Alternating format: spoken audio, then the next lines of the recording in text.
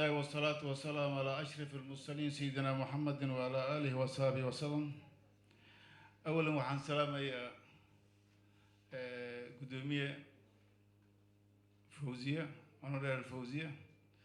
سنتر عبد الكافي صاحبك اسكتوا لنا كلنا إنكستو لسكو هستي نيك الدعوين يو صاحبك يسيد قرشال هذا ويأماني لكن مو إن نقل ما إن كلا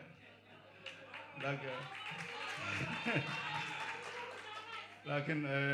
وحن ملينا إنه لا يسيد ذا الهو تسيبت وعكلون سلامة يا قدومية الحزبية الكلا تمعد تمجلع يقدومية شكلبا لما صحافة كسوق بقلياش تاغرياش حزبية تير قدان أمد الصومالية. السلام عليكم ورحمة الله وبركاته. warkartu waxaa dhameeyay laashinka iyo baaninta iyo madaxdii yani iga horeysay waxaan ku bilaabayaa qisadii nabi yuusuf alayhi salaatu wasalaam. ilaahay subhanahu wa ta'ala wuxuu yiri walqad kaana fi qisasihim ibratan li ulil albaab. qisooyinkoodii nabi yuusuf walaalihiisii waxay wacna u tahay ama tusaale u tahay qof alla qofkii aqli leh dhibaatooyin badan soo maray والصبر إلهي وهو سي مدحتني موسي سومالين وحي سومرتي مرحلة فرق بدن وايو لبعض الصومالي هاي ستو وحي بالله وتي يعني كوني سيد بقول سيد تاني أفرتي مركي قميسة أو صومالي كلا غيبي شن غيبته غيبي كدبنا goonimada doonkii ay Soomaaliya goonimada ka dhaliyeen kadibna dawladihii ka dambeeyay maadan 1969 doorashadii lagu shubtay cadaalad darrada meesha ka bilaabatay kadib gacankii ay yimid 20 sano kadib dagaal sokeeye 30 sano kadib waxaa la sugtay alto cadaalad darradii ugu weyneed meesha ka dhacday markii 4.5 wax lagu qaybsanayaa waayo markaad ogtahay taariikhda soo martay waxaad go'aansan kartaa meesha aad taagan tahay go'aankeeda qaadan kartaa si aad u ogaatay wax soo socda go'aan ugu gaartid xisbiyada waxaan u sameynay in ummadda Soomaaliyeed dhibaatada haysato cadaalad darrada in laga gudbo waxaan leenahay barnaamij shaqo oo laba kun hindisa barnaamij oo aan wadno barnaamijka soo socdo bandhigid barnaamij siyaasadeed ee xisbiga 2022 ilaa 2024 lix tiir ku kooban yahay tiir koowaad waxa waaye midnimada ummadda Soomaaliyeed in laga shaqeeyo hadda Soomaali mid miya waxa waaye waxa loo qeybay maamul goboleedyadaas sharci may ku dhisan yihiin waxay dhasheen ayadoon dastuurkii aan dhammaystirin dastuurka muwaafaqsan yihiin waa say suuragal ka noqonaysaa maamul goboleed inuu yiraahdo aniga dowladda ma ictiraafsan kulli maamul goboleedka dhammaantooda waxaa dhisay dowladda shisheeye Soomaaliya waa inay hal dowlad yeelataa hal madaxweyne yeelataa hal barlamaan yeelataa si loo ilaaliyo midnimada ummadda Soomaaliyeed waa muqadas saawada waxaan ka shaqeynaa Soomaaliya si loo midin lahaa iyo waxa kale ku xigo dib u heshiisiin in la sameeyo oo qaran ilaa hadda Soomaaliya ma heshiinin dib u heshiisiin qaran lama sameeynin malees afinin inay Soomaaliya isu timaado dib u heshiisiin qaran la sameeyo lis afiyo barnaamijka laba tiirka labaad ay xisbiga tiir oo rabo inuu ku dhaqmo markii dawladda oo qabto wata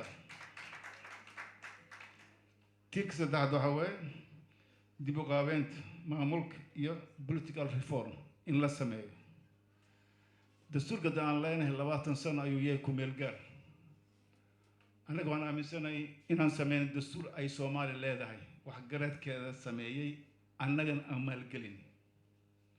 waxay Soomaali leedahay in la sameeyo ay maalgeliyaan aqoonyahan Soomaali inay sameeyaan wax kale Soomaali ay sameeyaan kaas Soomaali in lagu dhaqo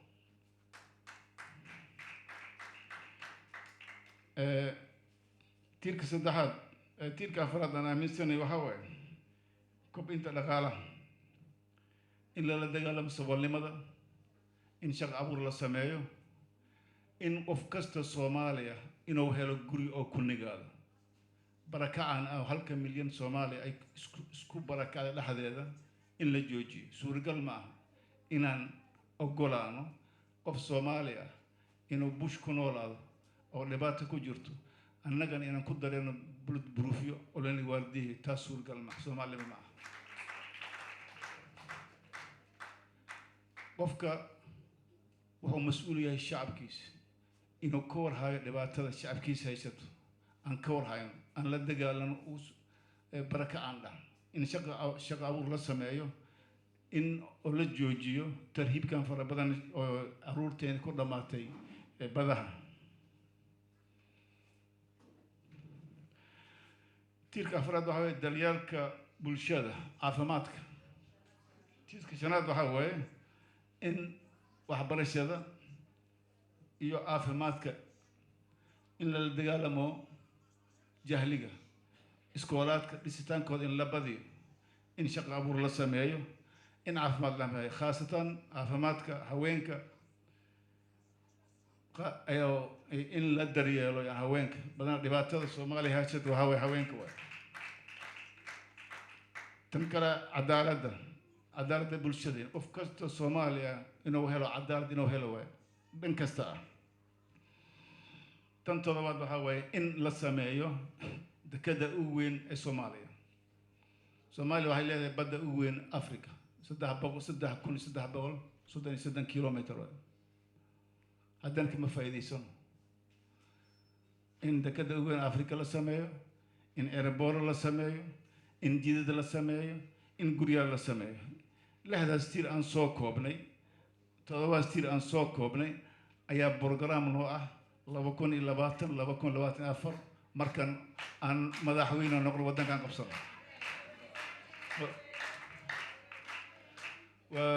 gudoomiyaha xisbiga gudoomiyaha isbahaysiga waa la ogolaanaa umaleyn in musharax madaxweyne aan noqdo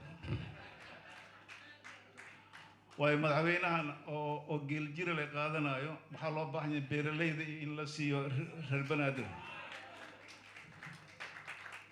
isbeddel inuu yimaado waay fariinta aan faray xisbiyada wuxuu yahay beed oo ii dhiibi laashin muuse istunka afgoy markii la istumaayo gabayaa jiro beedaa jiro waayeed ay uley ma oodna albaabna ma fuulo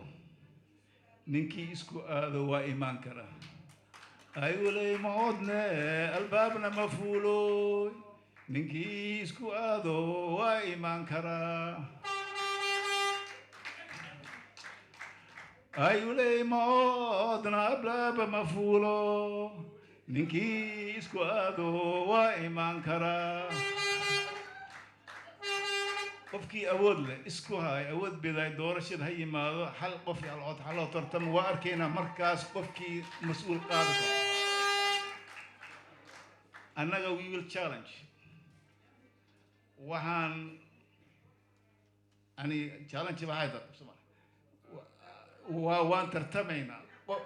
qofkii wax isku hayo xisbiga inga darba Tanzania gugeyse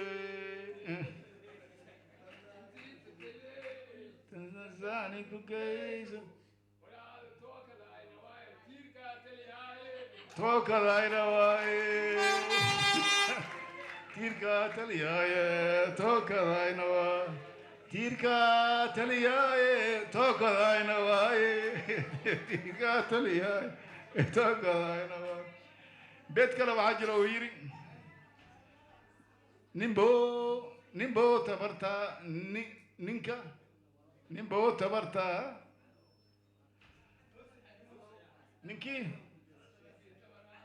ninkii tabarahayo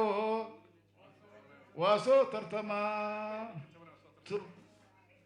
ترابتان أبوغي إذا تيرك واسمع و ومع سنتين ومع سنتين وإذنكم محد علينا إن شاء الله